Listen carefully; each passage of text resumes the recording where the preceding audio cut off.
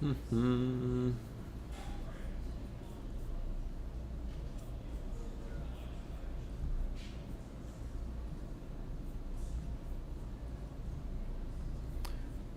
What's up? What's up? What's up? What up? All right. How we doing? How we doing? Doing? Pop, pop, pop, pop, pop. All right.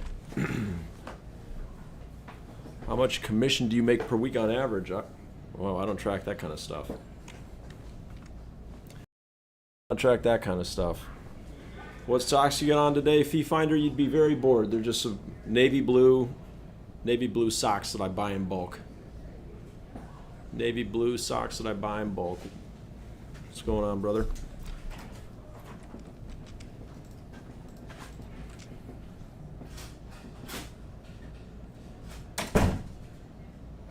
How much should a salesperson make in their first few years? I think that 70 to 100 grand is what you want to aim for in your first couple of years. You could do a lot better than that, but that's good place to aim. Good place to aim. Love this channel, Nathan. I appreciate that. I'm glad that you love it. Glad that you love it. Thanks for everyone being here today on a Friday. Hope everyone's having a nice day. Just kind of wrapping up another busy day. This has been a busy week. How many of your customers pay cash and how many finance? I would say we probably have about 20% cash penetration, 80% split between lease and finance. Most new car customers will lease. Debbie, my credit score is a 382 and I don't work with sending a credit after the AMG C63. I don't think you can get as low as a 382. I don't think that's possible. Thoughts on the APX GP edition of the Mercedes AMG GT63? Is that the APG? I'm not sure what that is. Is that the Formula One edition that they just did? During a 60-month finance, when is the best time to get out? Well, you want to make it to about the past the halfway point. Again, it's going to depend on how you structured that deal. Did you have money down? Did you have negative equity? And it also depends on the car. Depends on the car that you bought, right? I would tell you this. It's very important everyone should ask themselves a question about what kind of car buyer they are. Do you keep cars for 1, 2, 3 years, or do you keep cars for 5, 6, 7 years, or even longer? Right? If you keep cars for 5 years or longer, then go ahead and buy them. But if you keep cars for 1, 2, 3 years, you really should not be buying cars. You should be leasing or paying cash, right? Because if you are financing cars and keeping them 1, 2, 3 years, you're going to be in a world of hurt all the time. Big Dog, I speak to Jared occasionally, on occasion. Very rare. Jose, that's very kind of you. Very kind of you to say. Michael, hello from PA. What's going on? Thanks for stopping by and saying hi. Daryl, what is your favorite university? Well, I went to Ohio State, so I'm going to go with Ohio State. RS, what vehicle would you recommend when going from a GLB and a C300 to one vehicle? Both cars 2022s, 20K miles we would like to purchase from your dealership. I appreciate that, RS. I think it just depends on what is, what your lifestyle is, what you're going to ultimately need from that car. Right now you've got one sedan, one SUV. So it might be more practical to go to one SUV just so you have a little bit more practicality if and when you need it. How's the resale value on the 24 Sealy 53s? I mean, Z Money, it's hard to say for sure. That's still a totally brand new model. They've only been out for about 1.5 years at this point, so we don't really have any evidence yet of what the resale value is going to be. But those cars have been red hot, I'll tell you that. Sierra, why did you get rid of that good MDX SUV yesterday? Would have bought it. What was wrong with it? Did we get rid of it? I don't think we got rid of it. Not to my knowledge anyway, but we just got it on trade, so I don't know why we would get rid of it. But yeah, it was a nice car. BMW, Lexus, Volvo, where do we go? Alex, just depends. Those are 3 great choices. Depends on what you value most. C-Class, yeah, C-Classes have fantastic deals right now. Absolutely. Rick, love your content. I appreciate that, brother. Thank you. Any recommendations? DFED, what are your general recommendations regarding down payments, benefits, downsides of big money up front versus small money? Well, it depends on how you're buying the car. Are you leasing it? Are you buying it? If you're buying the car, putting down a big down payment is not bad, not good. On leasing, putting down big down payments is too risky because if the lease gets totaled, you're going to be out that money. Generally speaking, I'm not a fan of throwing cars from the perspective of down payment or cash, because my thought is that your money is better spent invested, where the stock market on average every year is going to do much better than whatever interest you have money to buy a car. But that's just me, and I certainly don't want to go down that rabbit hole. It's not meant to be financial advice. That's just the way that I personally look at it. So the Shane train's in the house. What's going on, brother? Good to see you. Ricky, how does BMW stack up with Benz? I think they're two of the fiercest rivals in the automotive game, for sure. They both have fantastic product lineups, lots of great selection. BMW tends to be a little bit sportier. Yusuf, what's going on, brother? Thanks for the hat. Mercedes tends to be a bit more luxurious, tech forward. So there's no right or wrong answer. They're just different styles, right? It comes down to your personal preference. Yusuf, thanks, brother. Thank you for hanging out in here and saying hello. Shane, keep it up. Will do, brother. Good to see you, and hope you're doing well. Hope you're enjoying your GLC. Yusuf, keep killing it. Likewise, brother. Back to you. Hope things are going well down in Florida. What can I do? Can you get me out of my negative equity? I'm like 25K. Yes. We're running out of time to do that, though.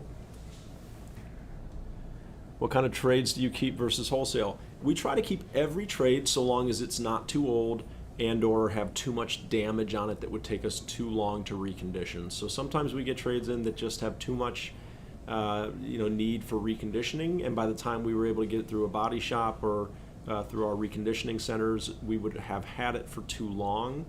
And because cars are depreciating assets, right? So you buy a used car today, and a couple months from now, that profit margin opportunity that you had as a dealer could be gone, right? I think that sometimes people on the outside looking in just assume that car dealerships are just rolling in money and making all this money all the time. But the reality of it is, especially with used cars, if you have it for just a little bit too long or you misappraise it, you could very easily lose money on it. And one of the things that is the quickest way to lose money is if you have it and then it needs a lot of reconditioning, and that reconditioning takes a lot of time.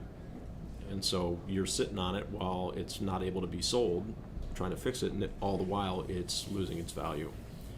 So, we tend not to keep cars that need too much love because there's a very high standard that we have for the pre-owned cars that we're going to resell, and sometimes it just doesn't make sense to keep.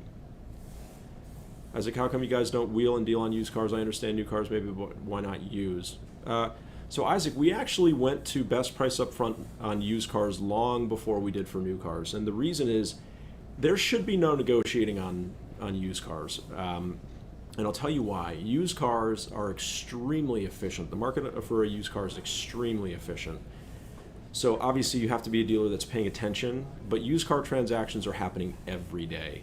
And they're very formulaic, where no two used cars are the same. So we look at what's called live market pricing, and the four things that determine the value of a used car are its color, the equipment that it has, its condition, and its miles. And when you kind of plug every used car into that formula and then compare it against other used cars that are similar to it, you know exactly where it needs to be priced in order to move it quickly.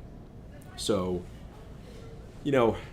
look, for us, it's all about efficiency and speed and fairness to our clients, right? Trust me, I've been in this business a long time. I've worked at dealerships that do the back and forth, the negotiating, and it's a waste of time, frankly. Nobody really ever feels very good by the end of it. Certainly not the dealer, not the customer, and it just lacks efficiency. I mean, you look at CarMax. CarMax is the largest car dealership in the world, and they kind of revolutionized best price up front. So I think that shows you something, right? That it does work as long as you're committed to it and there's actually science. But you can't just like put a random price online and be like, yeah, we don't negotiate, and it's like totally off the Richter scale. But if you are doing the research, if you can scientifically prove why that price is the way why it's the best price, why it's a good price, then it just works. And so that's the way we do it. Do you consider Genesis a luxury car brand? I do. I do. I think that, they're. I would say they're entry level. They're entry luxury, right? So, and that's not to be disrespectful to them. I mean, they are very nice cars. I give a lot of respect, a lot of credit to Genesis for some fantastic styling, a lot of car for the money. I will tell you that I find Lexus is probably the one exception to this, because Lexus I also consider to be an entry luxury brand, but because they're tied to Toyota and because their cars are so good and people love them so much, I think that people do truly love those vehicles, and for good reason. But I think other luxury brands like, Acura, it's interesting that Acura has never been able to, even though Honda is really, really good and a lot like Toyota, I don't think Acura has been able to capture the same magic that Lexus has. But things like Infiniti or Genesis or Acura or these other kind of entry-level luxury brands, a lot of times people will get them because they're good cars for the money, and then they seem to feel like, you know what, this probably wasn't worth it. That's just kind of anecdotally what we notice a lot, where I see a lot of people get Genesis, they enjoy them, and then they want to trade out of them pretty quickly. So, but they're beautiful cars. I've more than once been fooled into thinking that a Bentley was driving towards me, only to find out it was a Genesis. So, they say imitation is the sincerest form of flattery, so well done. Thank you for everyone hanging out. If you could hit the like button, tap the screen, or hit the thumbs up, and if you're not following already, would love and appreciate a follow, and I appreciate you all being here. But yeah, hitting the like button and the thumbs up button is very helpful to me. It just helps to introduce me to more people, and so I really do appreciate everybody that takes the time to do that. I know it's annoying to be mashing on your screen, but still. Convertible lady, yeah, the GX 550. Lexus did a great job with the GX. There's no doubt about that. Let's see. Okay, hello. I'm not sure if this question was asked, but how do you feel about Mercedes deciding to stop production for EQE and EQS in the U.S.? Well, so I don't know that they're stopping production. They're pausing production, and I get it. I mean, I think that right now it's the right move to make. I mean, the law has just changed. I mean, so much has just changed in the automotive landscape.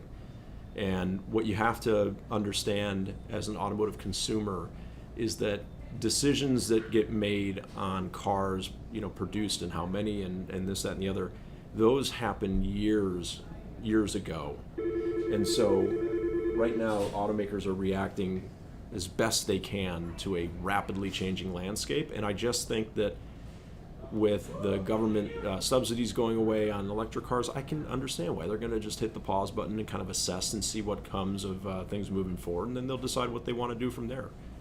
So they're going to still keep making those cars for other parts of the world, but right now in the U.S., it sounds like they're going to focus more on the plug-in hybrids maybe, and then or just the regular ICE cars that people buy in much higher quantities. So, Alice, is there an easy way for buyers to search specific options on a website? For example, I'm trying to find a car with diamond seats, but it's hard to search for. Key search is lacking on MBUSA.com. So you should be able to do keyword searches on some third-party websites. You can search for things like manufacturer, Designo. Designo you probably wouldn't want to search for because that's a word that isn't used. I mean, on some of the older cars, yes, but not as common. But yeah, I understand your pain there. Not every website has a great way to differentiate between those options. So sometimes specific color interiors might be the way to do it. So I know, with Mercedes-Benz, for example, there are often interiors that you can get with diamond stitching that are only available with the diamond stitched interiors. Now, that's not always true, but on the older cars it certainly was. Do you guys have traditional finance managers at your store, finance guy at your store? Thanks. Yes, we do. We do. We have several finance guys. They're all fantastic. They do the job the right way. They build value. They do a great job. What CRM do you use? We use Focus by Reynolds. What's up? Hold up. Which one is this? Oh, that's the GLE 450E. They are they not coming here, or what's the deal with this again? They're in Hudson. When are they coming in? As soon as the car gets here. So. Okay. Yeah. Cool. Thanks. We'll get it knocked out. Cool. Just curious about any newer news on the Sealy 63 Forest. Nothing yet. We are still anxiously awaiting the official unveiling of that car. I'm hoping it will come anytime now. More spy shots of that vehicle being captured with less and less camouflage on, so it stands to reason it should be anytime. What's the best lease deal at your dealership right now? Well, depends on how you define best, but I'll tell you that GLC plug-in hybrids, GLE plug-in hybrids, those are absolutely incredible deals because Mercedes is stepping up and they're taking the federal tax credit that you could capture as a lease incentive, and they've increased it to help dealers get all of those cars on the road before the end of September when that money goes away. So the plug-in hybrids right now are amazing deals. GLCs and GLEs specifically, top of the list there. But the entry-level cars, CLA, GLA, GLB, and C-Class, those are really good deals too. Really fantastic leases right now. So Mercedes is, they've got some new leadership at MBUSA that started at the beginning of July, and they hit the ground running, and I love it. I love to see it. So, thoughts on funding from the Department of Transportation for Mercedes-Benz? I'm not sure what exactly you mean by that, so I can't really answer that one. Is it true the G63 retains its value better than the G550? Yes, that is true. They do. Also, are you seeing a softening in demand for the G-Wagons altogether? Look forward to the 2026 E53 wagon. Yes, I'm looking forward to that as well. I would say that we've seen a very normal softening in the G63s. The demand is still there. The pricing has pulled back just a little bit, but that was to be expected because the 2025s introduced a lot of new technology that a lot of buyers were very anxious and happy to receive. So that made the 2019 to 2024 models have just pulled back a little bit. They still hold their value incredibly well, right? For a six-figure car, put that on the short list with Porsche GT cars as absolutely the best cars for holding their value. Where's AMG Jared? He quit a couple months ago. He's doing social media with Russ. Thinking about getting a used BMW XM for 100K. Thoughts? I don't know. Nice car. What can I get with a $700 a month payment? You could get GLC plug-in, you could get a C-Class, a GLB, GLA, CLA. You can get any of the above. Can you ship the EQS to Houston, Texas? Yes. Can you or your team get a deal done in an hour? Absolutely we can. We're very fast. If it takes longer than an hour, then it might be because the person that we're dealing with is between multiple cars or they're trying to figure out the situation, but we move very quickly. We move as quickly as you want to move. Richie, I'm doing well. How are you? What's wholesale price of a Toyota Tundra 2013 V8 Crew Max? I'm sure it's a very frustrating number for me. Now look, in all due respect to Toyota, fantastic brand. Their vehicles hold their value extremely well. The point of the video that I made the other day was not to speak ill of Toyota because they're great product. It was just, I just don't understand why people pay as much money for those used cars as they do. And I will tell you this, I get it that you can make the argument that, oh, it's new engines, new technology. Okay, we've all been down this road many, many times before, right? I've seen it a million times. Now, the EV thing, I get it, right? That's a radical change that people really didn't want.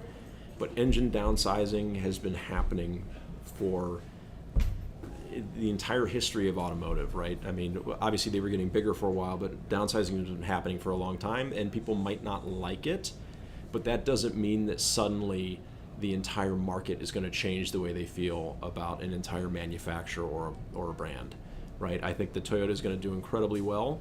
I remember in the mid-2000s when Porsche went to four-cylinder engines in the 718, right, when they transitioned from Boxster and the flat six and they went to turbocharging. Of course, everybody threw a fit about that at first.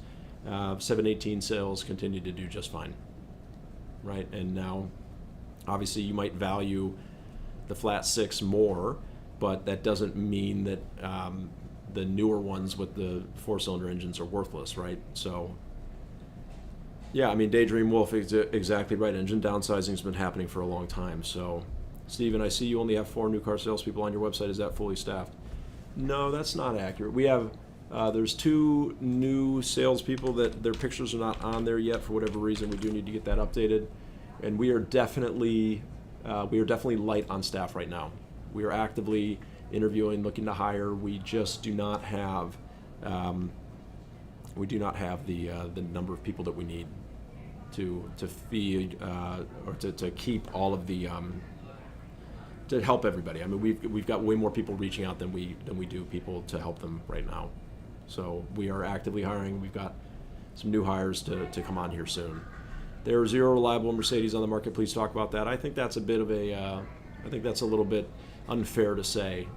You know, I think that you can have your opinions about the reliability of certain cars or whatever, but to just say that these cars are not reliable is a little silly, right? If we want to have a conversation about certain models or certain components having some reliability issues, I'm all for that. But to just blanket statements say that the cars are unreliable is, I don't know. It's just, I'm not sure what point you're trying to prove, but these cars are, if taken care of properly, they run forever.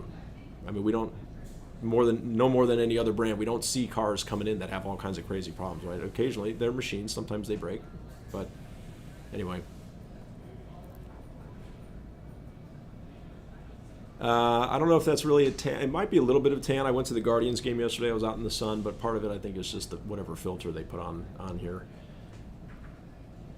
Convertible lady, mine has 160,000 miles on it, and I have mechanics that have offered to buy it, so unfair to say that. Yeah, there you go. It's just a lot of people, for whatever reason, they buy luxury cars and they just assume that actually, this is true for all brands.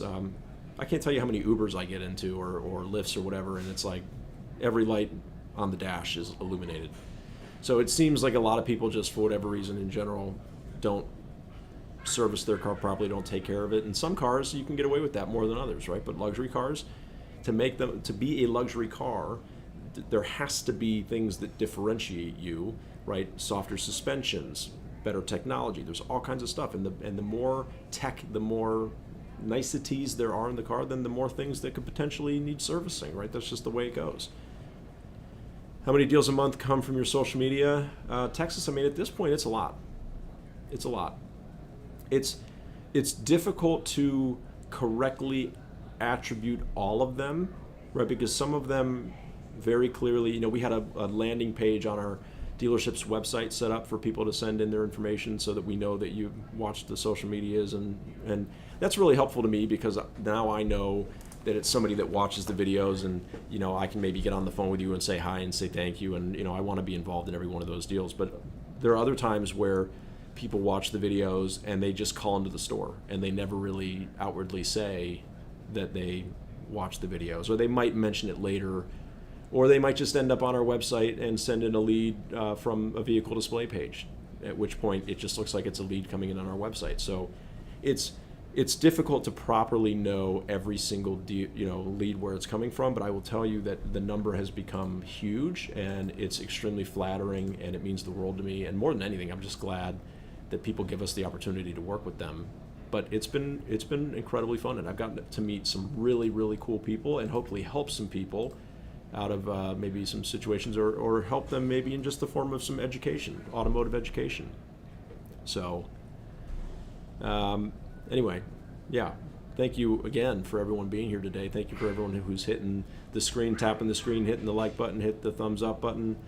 To anyone who's a new follower today, thank you, welcome, happy to have you here. If you're not a new follower yet, I would love to earn your follows. Cashflow, thank you for the confetti, I appreciate that. Did Russ teach you, or where did you learn to do this? So Russ never taught me anything, but what made me finally take the quick little story, I'll give you the quick little story, is that obviously Russ was kind of the first person in automotive to really start making content where you were doing kind of some skits and some education.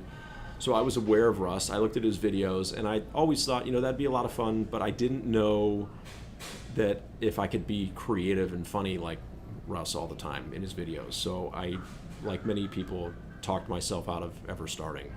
And then It was when George Saliba really started making content, and I heard him in an interview say, I just kind of hired a camera guy to follow me around all day and just film me doing my job. I thought, well, that I could do. That I could film myself just doing my job. Now, unfortunately, I didn't have the luxury of just hiring a camera guy to follow me around all day. I would love that. That would be fun. The content would be a lot more diverse and exciting. But I figured, you know what I can do? I can just, hey, a salesperson walks into the office, I'll just turn on my camera, start recording, see if anything interesting happens. And so it was kind of a combination of Russ and George just observing them and figuring how can I sort of combine or take pieces, parts of what they're doing and make it work for me. Because again, I do have to run the sales department of the store, and that's my full-time job. So I need to be at my desk a lot of the time. I need to be available to help the sales team. So it really just was a function of how can I film myself doing what I'm already doing. And so that's how I got going. So yeah, and a shooter, and George's content's a lot of fun. And again, so for me, a lot of my interactions with our clients here at the store aren't filmed because I don't have a camera guy. I don't have a camera person following me around all day. I wish I did, but most of the interactions have to happen in my office at my desk. So whatever the case. Well, unfortunately, today got away from us a little bit. It's just been such a crazy week. It's already about 5 o'clock now. That is closing time for us. So I am going to hop off and just get the store kind of finished up for the night. But I really do appreciate you all being here. I definitely will hop on tomorrow. I'll try to get on a little earlier today. So if you're around tomorrow on Saturday, maybe we plan bought a car from us all the way from Arkansas. Thank you for being here. Ryan, thank you for saying thank you. I appreciate all of you so much, Convertible Lady. Yeah, just appreciate you all being here, and I appreciate your support. It's not lost on me how fortunate I am to be able to come on here and talk to all of you, and it's just been a blast. So thank you, thank you, thank you. I hope you all have a fantastic Friday night, and maybe we'll see you tomorrow. So until next time,